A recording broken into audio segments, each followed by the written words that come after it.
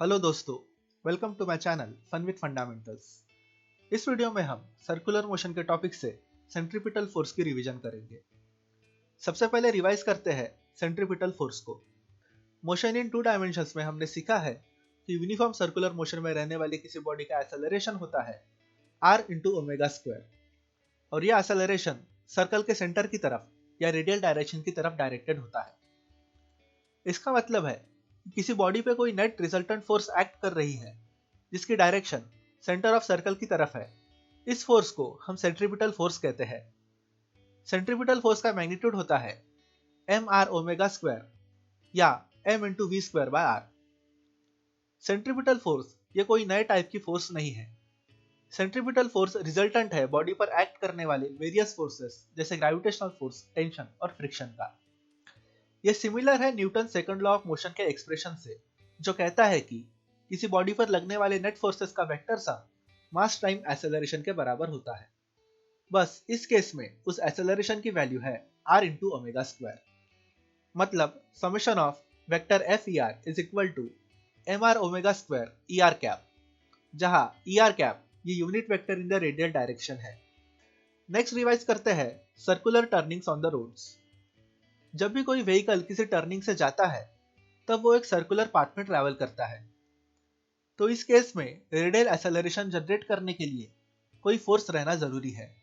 अगर road horizontal है तो रेडियली एक्ट करने वाली ओनली पॉसिबल फोर्स रोड और टायर के बीच की फ्रिक्शनल फोर्स रहेगी। इसका रीजन है कि कार पे लगने वाले बाकी सारे फोर्स होंगे ग्रेविटेशनल फोर्स जो कि वर्टिकली डाउनवर्ड्स लगेगा, और ग्राउंड की वजह से नॉर्मल फोर्स जो कि वर्टिकली अपवर्ड्स एक्ट करेगा।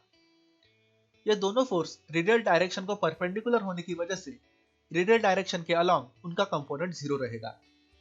इसीलिए हमें इक्वेशंस मिलेंगे n is equal to M G और F R is equal to M R omega square which is equal to M V square by R. Above equation हमें frictional force और speed of vehicle की एक interesting relationship देती है, क्योंकि इस equation में सिर्फ वेलोसिटी v की ही टर्म है जो हम एडजस्ट कर सकते हैं। इसको ध्यान में रख के हम हमारे नेक्स्ट टॉपिक पे आते हैं, जो है maximum possible speed of a vehicle. तो अगर व्हीकल रोड पे रेडियल डायरेक्शन के अलोंग स्किड नहीं करता तो हमें इक्वेशन मिलती है F R static is equal to M R omega square which is equal to M V square by R. पर स्टैटिक फ्रिक्शन का मैग्नीट्यूड एक सर्टेन लिमिट के अबाव नहीं जा सकता। स्टैटिक फ्रिक्शन की मैक्सिमम वैल्यू है म्यू एस इंटू एन। तो अगर M into V square by R की value mu S into N के वैल्यू से ज्यादा है तो रेडियल डायरेक्शन के अलोंग फोर्सेस अनबैलेंस्ड हो जाएंगे। इसकी वजह से व्हीकल आउटवर्ड्स डायरेक्शन में स्किड करने लगेगा, जो कि काफी डेंजरस है। इसलिए वेलोसिटी v का मैग्नीट्यूड एक सर्टेन वैल्यू से ज्यादा नहीं होना चाहिए, नहीं तो व्हीकल आउट ऑफ कंट्रोल चला जाएगा।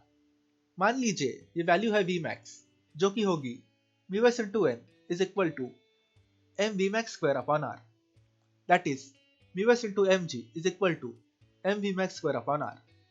Therefore, Vmax is equal to square root of Vs into Rg। तो अगर रोड और टायर के बीच का coefficient of static friction Vs है, तो R रेडियस के सर्कुलर पाथ के टर्निंग के लिए व्हीकल की मैक्सिमम स्पीड होगी Vmax is equal to square root of Vs into Rg। Next revise करते हैं बैंकिंग ऑन द रोड्स। हमें पता है कि फ्रिक्शन एवर प्रेजेंट है, पर वो काफी सारे पैरामीटर्स पर डिपेंड करता है, और इसीलिए हम गारंटी से नहीं कह सकते कि वो व्हीकल की स्किडिंग प्रिवेंट करने के लिए सफिशिएंट होगा। इसीलिए व्हीकल्स की स्किडिंग प्रिवेंट करने की एक और मेथड होती है, जो है बैंकिंग ऑफ टर्निंग्स, जहां रोड के आउटर पार्ट को इनर पार्ट के कंपैरिजन में कुछ एलिवेशन पे रखते हैं। इसकी वजह से नॉर्मल फोर्स रेडियल फोर्सेस के बैलेंसिंग में इन्वॉल्व हो सकती है। वीडियो में दिए हुए डायग्राम में एक रोड बैंक्ड है और यह बैंकिंग हॉरिजॉन्टल के साथ थीटा एंगल बनाती है। अगर हम फ्रिक्शनल फोर्स को इग्नोर करके बाकी फोर्सेस बैलेंस करें तो हमें इक्वेशंस मिलेंगी mg is equal to n cos theta and n sin theta is equal to mv square upon r। Above equations को अगर हम डिवाइड करते हैं तो हमें मिलता है tan theta is equal to v square upon rg and v is equal to square root of rg tan theta. इस तरह हम व्हीकल्स की एवरेज स्पीड को कंसीडर करके थीटा की एप्रोप्रिएट वैल्यू ले सकते हैं। तो अगर किसी व्हीकल की स्पीड v इस वैल्यू से एक्सीड होती है तो self adjusting static friction vehicle को रोड पे स्किड या स्लिप होने से प्रिवेंट करता है। That's it for this video. Thank you for watching and have a great day.